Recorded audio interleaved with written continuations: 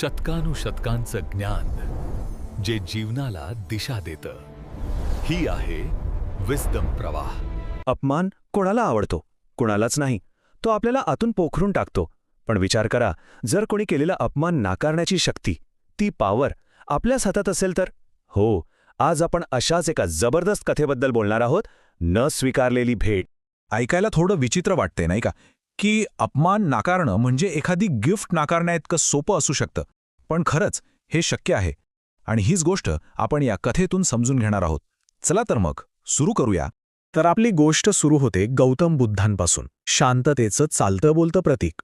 कल्पना करा, बुद्ध अशा एका गावात पोहोचतात जिथे सगळंच वातावरण विरोधाने भरलेलं आहे.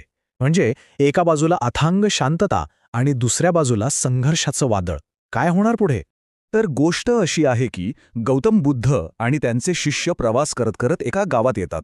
पण झालं असं की त्या गावच्या प्रमुखाला बुद्ध अजिबातच पसंत नव्हते. त्याचा बुद्धांवर राग होता आणि त्याने काय केलं, त्याने थेट गावात दवंडीच पिटवली की कुणीही बुद्धांना भिक्षा द्यायची नाही, सगळ्यांनी आपापली दारं बंद करून घ्यायची. विचार करा, एका माणसाच्या द्वेषामुळे अख्खं गाव त्या शांततेच्या देवदूताच्या विरोधात उभं राहिलं होतं. आता अशा परिस्थितीत बुद्ध काय करणार?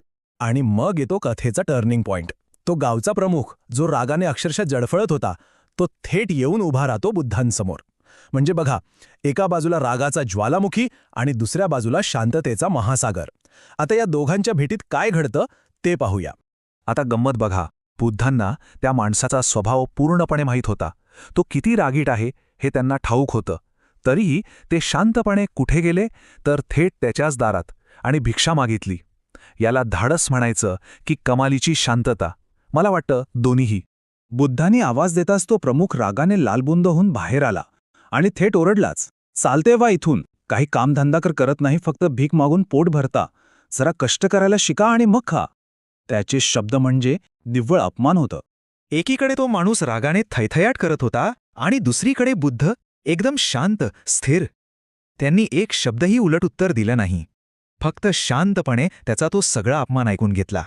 हीच तर खरी ताकद आहे, नाही का? आता बघा, तो माणूस बोलून बोलून थकला, त्याचा राग थोडा शांत झाला. बुद्धांनी काहीच प्रतिक्रिया दिली नाही. उलट त्यांनी एक अगदी साधा प्रश्न विचारला. आणि हाच तो प्रश्न आहे ज्यात या संपूर्ण कथेचं सार दडलंय आणि ज्याने सगळं चित्रच पालटून टाकलं. तो माणूस शांत झाल्यावर बुद्ध अगदी नम्रपणे म्हणाले, माझ्या एका प्रश्नाचं उत्तर द्याल का?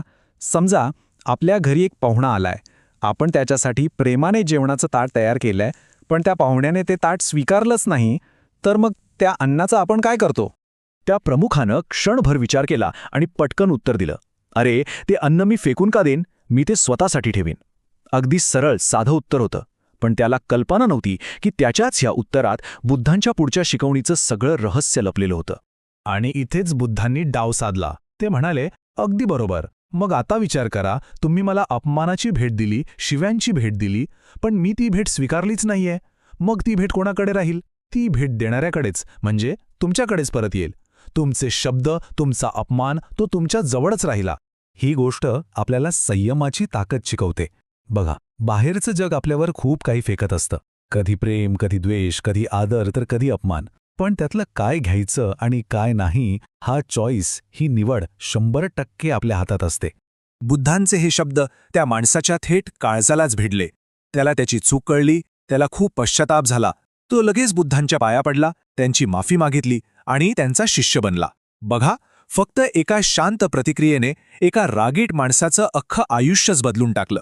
तर ह्या संपूर्ण कथेतून आपण काय शिकतो? तात्पर्य हेच आहे की आपण जर आक्रमकपणे, रागाने वागलो तर सोपं कामसुद्धा अवघड होऊन बसतं. पण याउलट जर आपण संयम ठेवला तर अशक्य वाटणारं कामसुद्धा चुटकीसरशी होऊन जातं. आणि हे फक्त त्या काळाच नाही, तर आजही तंतोतंत लागू होतं. तर ही गोष्ट आपल्याला एका फार महत्त्वाच्या प्रश्नासोबत सोडून जाते. विचार करा, रोजच्या आयुष्यात आपल्याला शब्दांच्या कितीतरी भेटवस्तू मिळत असतात. काही कौतुकाच्या असतात तर काही अपमानाच्या. आता यापैकी कोणती भेट स्वीकारायची आणि कोणती नम्रपणे परत करायची, हा निर्णय पूर्णपणे आपला आहे, नाही का? जरा विचार करून बघ.